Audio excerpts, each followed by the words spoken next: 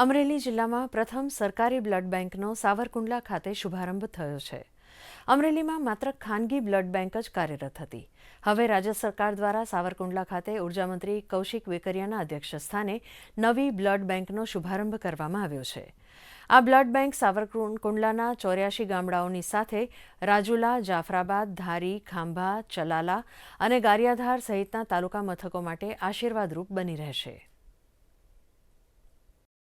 આજુબાજુના ખૂબ મોટા પ્રમાણમાં વિસ્તારને આમનો ફાયદો થવાનો છે.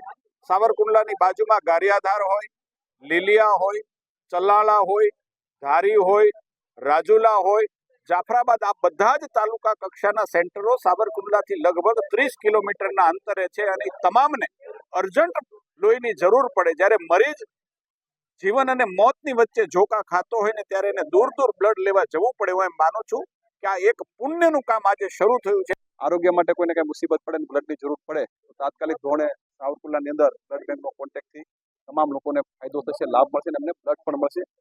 આ તકે સુંદર કાર્યક્રમનું આયોજન કરવા બદલ સમગ્ર ટીમને અમારી હૃદયપૂર્વકની શુભકામના પાઠવું.